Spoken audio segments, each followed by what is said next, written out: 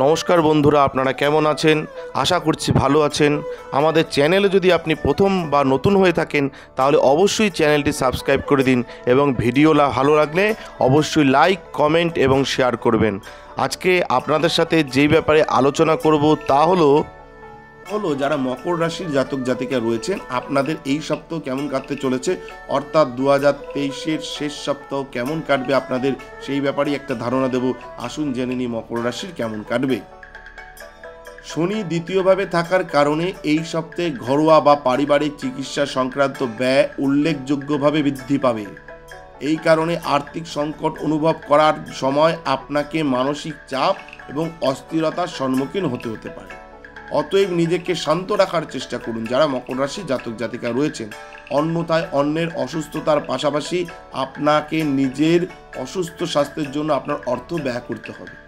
এই সপ্তাহটি সেই সমস্ত লোকদের জন্য বিশেষ সাফল্য নিয়ে আসছে যারা শেয়ার বাজার সম্পর্কিত যে কোনো ধরনের বিনিয়োগ করেন, কারণ এই সময় তারা এমন একটি উৎস থেকে অর্থ উপার্জনের সুযোগ পাবেন যা তারা স্বপ্নেও আশা করেননি।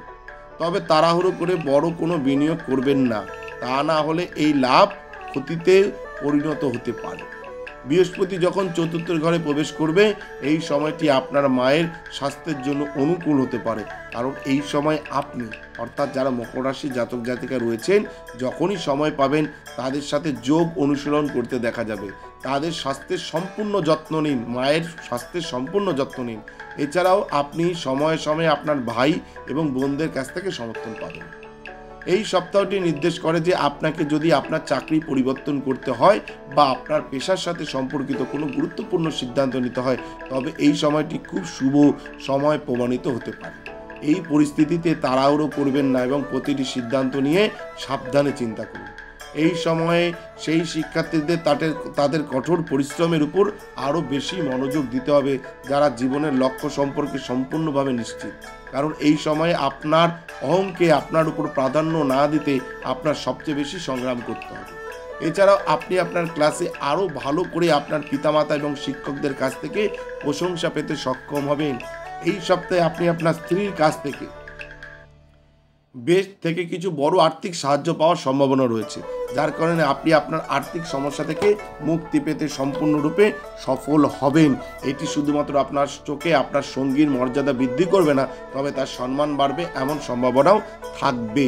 ধন্যবাদ যারা মকর রাশির জাতক জাতিকা রয়েছেন, আপনাদের ভালো কাটুক। আমাদের ভিডিও আপনাদের কেমন লাগছে? আশা করছি ভালো লাগছে। তাহলে অবশ্যই লাইক করুন, কমেন্ট করুন এবং শেয়ার করুন এবং চ্যানেলটি অবশ্যই সাবস্ক্রাইব করে দিন। ভালো থাকবেন, সুস্থ থাকবেন। ধন্যবাদ এবং সকলে অবশ্যই কমেন্টে লিখবেন জয় শিব শম্ভু, হর হর মহাদেব, ওম নমঃ শিবায়।